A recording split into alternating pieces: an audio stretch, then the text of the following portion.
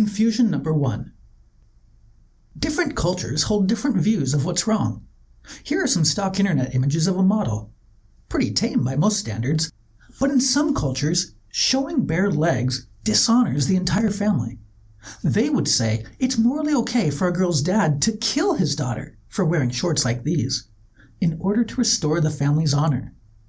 Other cultures, of course, would see this as flat-out murder. So clearly, different cultures have different moral codes. Is this what people mean by moral relativism? Well, yes, and no. This is the first confusion. Sometimes moral relativism is just the claim that different societies have different moral beliefs. Let's call this descriptive moral relativism. The first thing to notice about descriptive moral relativism is that there's nothing new or controversial or surprising about it. All the way back in the 400s BC, Herodotus reports that the Chaldaeans thought it was their moral obligation to eat the dead bodies of their loved ones, whereas the Greeks saw this as morally repulsive. In today's interconnected world, most of us have known since we were young that the planet is home to a great diversity of cultures, with different customs and different attitudes about right and wrong. So philosophically, there's nothing really interesting about descriptive moral relativism. It's just an obvious fact. Moral beliefs differ across cultures. But you're not on the YouTubes to learn about an obvious fact. So clearly, moral relativism sometimes means something else. Sometimes, it's the more interesting claim that what makes an action right or wrong is society's beliefs about it. For example, what makes the honor killing of a daughter wrong is that it violates the guiding ideals of our culture. So you dads out there, don't do it. But of course, it does not violate the guiding ideals of other cultures, so it's not wrong there. Let's call this much more controversial claim metaethical moral relativism. So the next time you hear talk about moral relativism, clarify what is meant. If it's the claim that beliefs about morality differ across cultures, then fine. It's just obvious. But if it's the claim that the actual truth about morality differs across cultures, then beware. You have just entered highly contested philosophical territory. Going forward, this is a video about metaethical moral relativism. In particular, what is sometimes called cultural relativism. The idea that a culture's beliefs and attitudes make the truth about morality.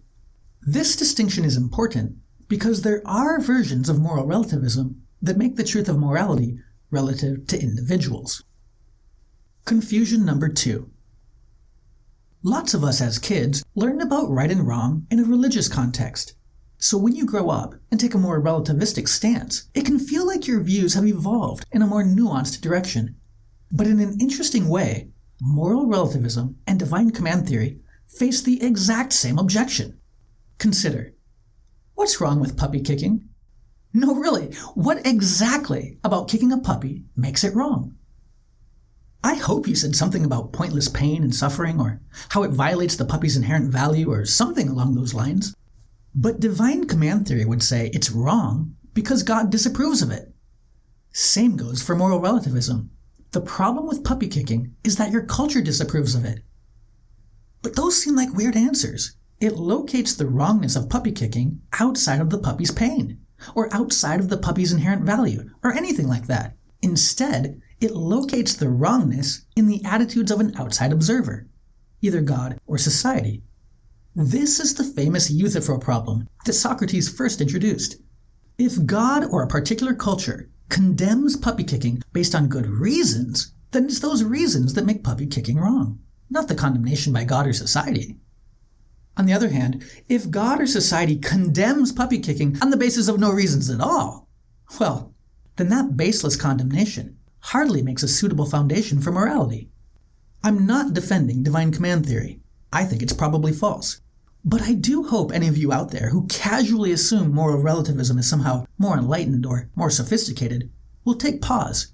After all, both these theories seem to suffer from the same fatal flaw. Confusion number 3. A lot of people are attracted to moral relativism because it feels open-minded and because we must get over the imperialism of our past and have the humility to realize that we've got a lot to learn from other cultures.